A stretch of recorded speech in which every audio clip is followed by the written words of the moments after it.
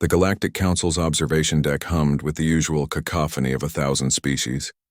Crystalline Vexarians chimed in harmonic frequencies, while the gaseous Nethril floated in their containment spheres, pulsing with bioluminescent commentary. At the center of it all stood Elsa Chen, the only human in a room full of beings who considered her species little more than an amusing curiosity. Zia Kralthar, a towering Korthan warrior with obsidian exoskeleton and 4 amber eyes, circled her like a predator assessing prey. His mandibles clicked in what his species considered laughter. "Your people tell such fascinating fiction," Zia said, his translator rendering his native clicks into standard galactic common. "These legends of yours. Humans who could fly. Humans who could lift mountains. Humans who never died." He gestured to the assembled delegates, many of whom chittered or hummed their agreement. "We have studied your homeworld for 3 cycles now. Your species is adequate, but these stories? Pure fantasy." Elsa stood perfectly still, her expression unreadable. At 5'6", she was dwarfed by nearly every being in the chamber. Her standard-issue diplomatic uniform looked plain, compared to the exotic physiology surrounding her, but her dark eyes held something that made even the most dismissive delegates pause, a depth that spoke of storms weathered and battles won. "You've studied Earth for 3 years," she said quietly. "And you think you understand us? We've scanned every centimeter of your planet," Zia continued, his confidence growing with the crowd's attention. "Analyzed your history, your biology, your pathetic attempts at genetic modification. There are no superhumans, no immortals, no flying warriors, just soft, short-lived primates who tell themselves bedtime stories to feel special." The observation deck erupted in various forms of alien amusement. Even Ambassador Quelix of the Harmony Collective, usually Earth's staunchest supporter, remained diplomatically silent. Elsa raised her hand, the gesture so simple and human that it cut through the noise like a blade. "Want me to prove one?" she asked. The chamber fell silent. Zia's amber eyes focused on her with predatory intensity. "Prove what exactly?" "A legend." Elsa's lips curved into something that wasn't quite a smile. "You mentioned humans who could fly. How about we start with something simpler?" She walked toward the chamber's center, her footsteps echoing. "How about the legend of the human who couldn't be broken? Physical endurance challenges?" Zia's mandibles spread wide, his species equivalent of a grin. "Human, I am Korthan. My people have conquered 47 systems through pure physical dominance. Your fragile bones and primitive musculature are no match." "Not strength," Elsa interrupted. "Endurance, stamina, the thing we're actually legendary for." She turned to address the assembled council. "My people have a saying, man is not the strongest animal nor the fastest, but we are the only animal that can chase prey until it literally dies of exhaustion. We're persistently, annoyingly, impossibly stubborn about staying alive and moving forward."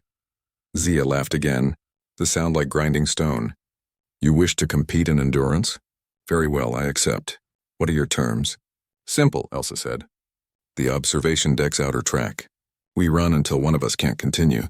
No augmentation, no technology, no breaks.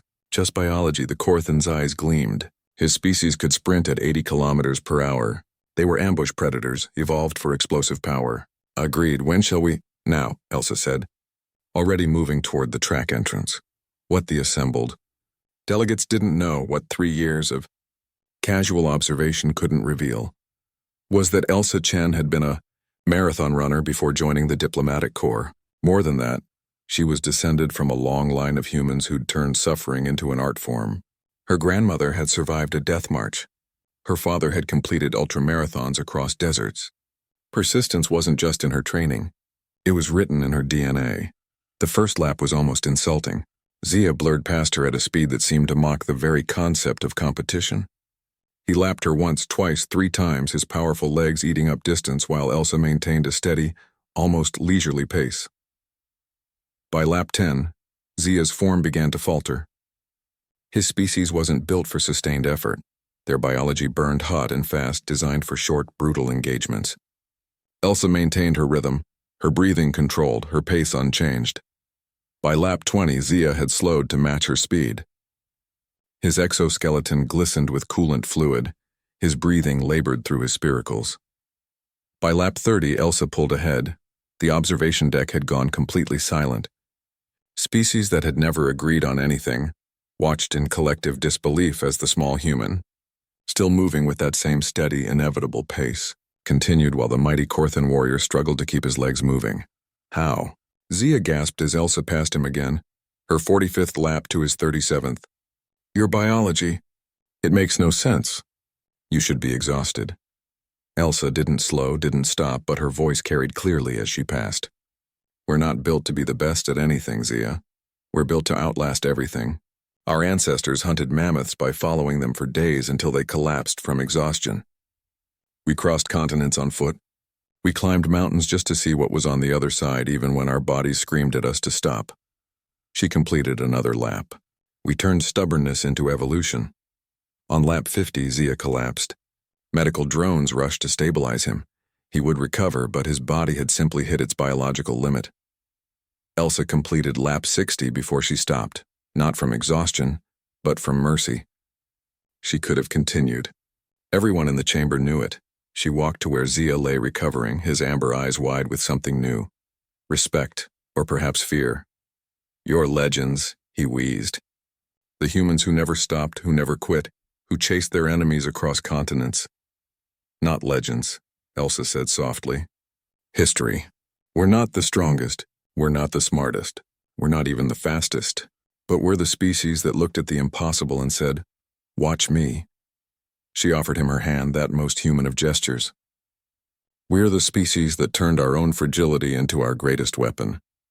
Because when you can be killed by almost anything, you learn to survive almost everything. Zia took her hand. And as she helped him to his feet, the observation deck erupted. Not in mockery this time, but in 1,000 different forms of acknowledgement. The Vexarians chimed in harmonic crescendo. The Nethril pulsed brilliant gold. Even Ambassador Quelix allowed his translation unit to produce a sound remarkably similar to applause. The Galactic Council had spent 3 years studying Earth, cataloging its resources, assessing its military, analyzing its technology, but they'd missed the most important thing. They'd only looked at what humans were, not what humans could endure to become. As the chamber slowly emptied and Elsa made her way back to her quarters, Zia's voice stopped her one final time. What other legends? He asked carefully. Might be more than stories. Elsa turned, and this time her smile was genuine, and perhaps just a little bit dangerous. Stick around, she said. You might want to be here when we start talking about the ones who actually could fly.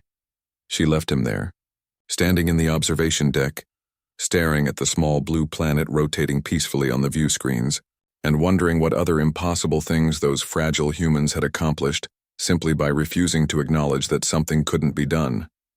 Humanity, after all, had always been best at proving the universe wrong.